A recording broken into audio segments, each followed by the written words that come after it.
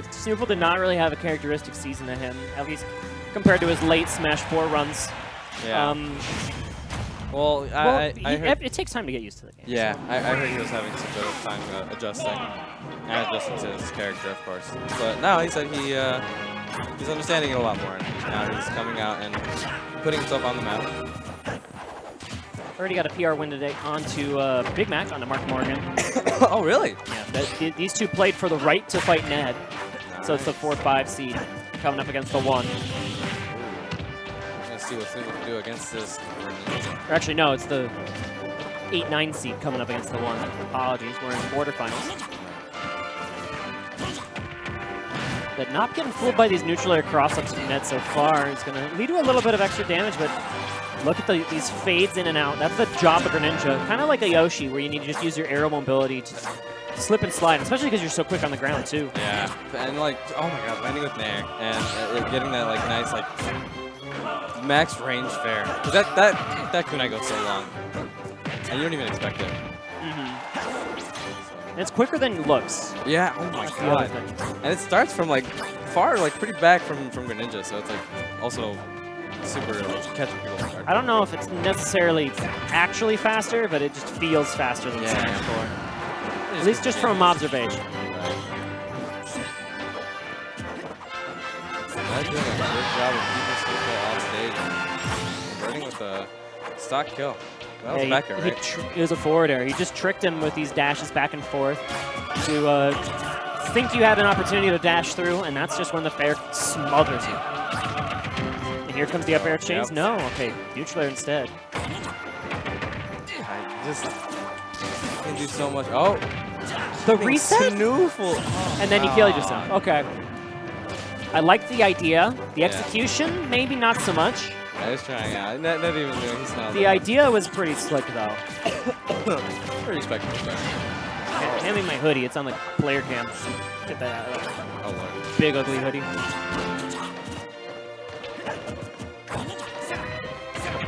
SNooFL now keeping him off stage as best as he can, and Ned just going in with the dash attacks. Missed tech is an opportunity to get a little bit more, but I think that SNooFL is just preparing to cover as many options as possible. But okay, the parry's nice too. It seems like SNooFL is kind of gauging how Ned's kind of playing right now and what he's trying to do. Because I'm pretty sure he's been so adjusted to his Pokemon trainer, and now it's like this Greninja's coming out, and it's pretty scary because Greninja is pretty scary himself. Put him in the hands of Ned, it'll do quite a bit of damage. SNooFL had an opportunity, I think, to go for up smash out of that neutral air, but instead just kind of, again, waited for a tech. But there he goes, letting it rip, finding the anti-air he needs to take a stock lead in game 1. There's another hitbox that comes out, and again, I'm not sure if it's faster. Ooh, why is that so strong? Yeah, it didn't even, the hit itself doesn't look like it hits that strong.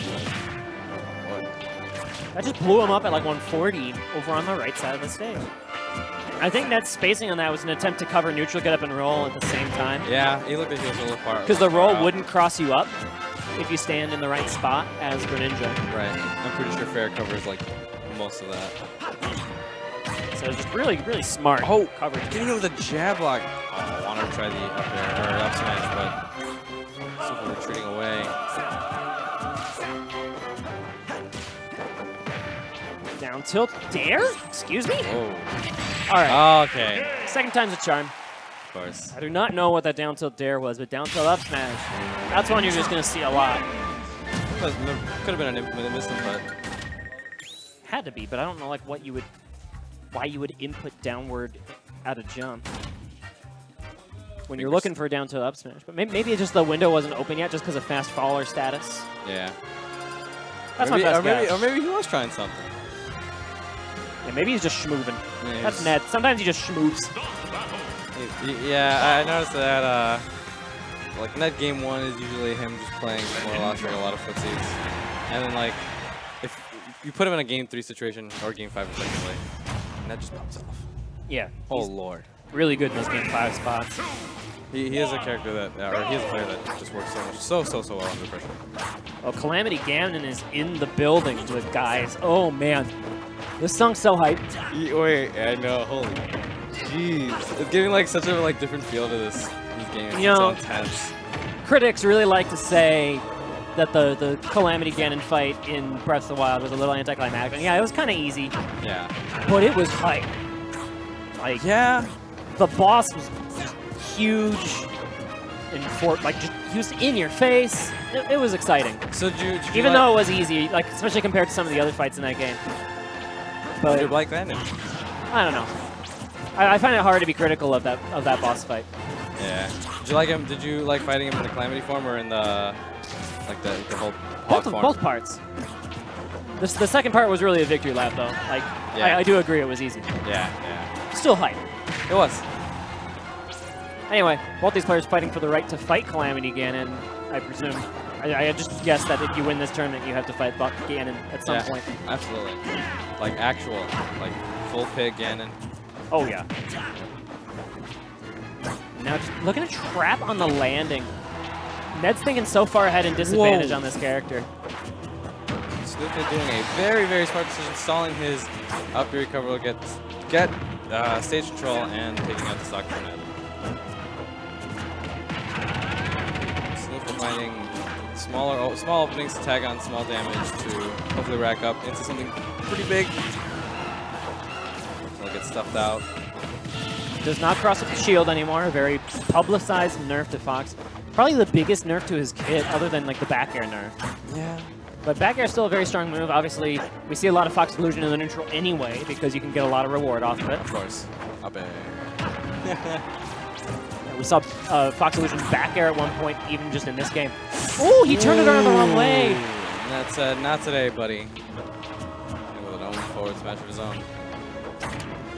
That was a couple of levels ahead of thinking, because SNooFL could have easily covered 2 out of 3 get-up options, or 2 out of 4, not get-up attack, right? If he got up, if he neutral got up, or if he rolled to the right, up smash would have blown him up. Yeah. Down smash wouldn't have killed from center stage. You're right, but it would have. It would have been good damage, but. So we're trying to continue on the pressure. Hopefully finding an opening for either no smash or back air. The disadvantage state from Ned's Greninja. He's just putting you in the corner and keeping you there. He's not necessarily going for long combos, not necessarily going for like, you know, big long strings that lead to tons of damage on their own, but every single hit keeps you in disadvantage for longer. Yeah, and Ned is just such a particular player. Very precise on what he wants to do, and all of the Smash games and characters that I've seen him play. Yeah, this fits his playstyle very well. Like, he's quick, he can use the movement a lot, but the movement is not going to help you when that back air is just right in your face. Yeah. So if Ned loses, do you think he'd go to Poke Trainer, or do you think he's going to stay? I think if I'm Ned, I ride or die on the Greninja, but that's just because Ned is much more comfortable in his secondaries than, say, I am. Like, my Wolf did take a game today, but my secondaries are not quite to the level of this man. And that's why we see him here in Winners Quarterfinals rocking not the Pokemon Trainer, but this frog. Yeah. But just like you said, it's fitting his playstyle very, very well. Being able to get in good combos and dip out when he needs to. Unfortunately, not keeping SNooFL at a safe distance. Nice cute little string. Horizontal, you don't really think of horizontal combos from Fox, but you're able to juggle people to the left and right sometimes. Right. And good awareness from SNooFL to just take that damage. And he's really just weaving in and out now with this lead he's built up. Yeah. Ooh. That will be enough to KO. Absolutely. Yeah, the 150, or you're like at 140. That was super close to the glass zone. And now this is going to... Oh! Ned's starting to stale that move. It was kind of fresh when it was for that KO, which helped out. Now you see him spamming the nairs. Oh! Did he get a third one? Now you don't mind staling it because you're on even stocks. And you have so many ways to KO anyways. Right. So if we can push this to a game 3, which would be very, very scary. Not. All Ned has to do is just keep him off stage, as he's been doing. But that's not a thing, fortunately. That would be the scariest combo in the whole history of Smash Brothers. If you could just do that fair 1-2 forward smash. Be a little busted. At least it doesn't work on Fox this percent. Of course not. Oh. SNooFL's chasing him down and keeping his distance. Oh! Wow! trapped him in the corner, nowhere to go out of that neutral getup, and SNooFL takes game 2. Returning to base. The song was just so intense. Because it was like at that part of the song where it's like building and building and building. Dun dun dun dun dun dun. Forward smashes and boom, that's the conclusion. Ah. Good patience on SNooFL. That was good. Very, very good patience. All of the kills that he had gotten were all missed opportunities at Ned, either or SNooFL read on Ned, whether if it was a dash attack or regular neutral getup option, SNooFL was there to capture it. And no, he won't ride or die. Yeah, he's switching off. He wants it. He wants to stay and win it. There is a lot of money. Yeah. Right? It's like 90 people, 90 entrants. That's enough. If you ask me. The man needs to keep his reputation. He is #1 seed. And he's comfortable in this Squirtle versus the Space Animals, too. That's going to be a big part of it. Oh, this is the quick character he can use. But wow, boxing big with these back airs. It's just such a big hitbox. There's not too much Squirtle can do about it at this time. But all right. The opening. Man, that Squirtle is just so. I see him more as like a Squirtle player. Like out of all the three, I think a Squirtle is by far the best, in my opinion. Yeah, Ned agrees with you. Just because like I've seen him do ridiculous Squirtle combos that just not only seem very annoying, but he's just so accurate. I was talking with Ned about this today. Like he says he needs to practice his Ivy and Charizard much more, even though he's comfortable in both those characters. But his Squirtle's just so far ahead. Yeah, of course. And you like it's so weird because people obviously when they Poke Trainer they obviously know that Ivysaur is the best one and wants to abuse as much of that as possible. But Ned is just very, like you said, very comfortable with all three. But you know, you'll always go with the Squirtle. Feel comfortable with that. Now at this high percent, you're going to switch over to the Charizard and just get that big hitbox in. Now he can run away a little bit with the Ivy. Yeah, he did that double super. Oh, just try to read a roll option. Just went down with no touch. Unfortunately, not enough. The back air will hit him off. I'm always surprised every single time that Vine Whip reaches just from like the nether regions to make it all the way over to the side of the stage. But second regrab on that ledge means you're gonna lose that stock, and so now even again. SNooFL has been actually playing super well. He's not pushing his he's not pushing his aggression like too much at all. He'll get the combo and he'll immediately dip out. He's trying to play as safe, like a safer neutral, and obviously not want to try to overextend because that's just gonna be a bad time against Ned. You can't be over aggressive versus Squirtle because he can just combo break you right back if you do something that's not confirmed and Ned knows it.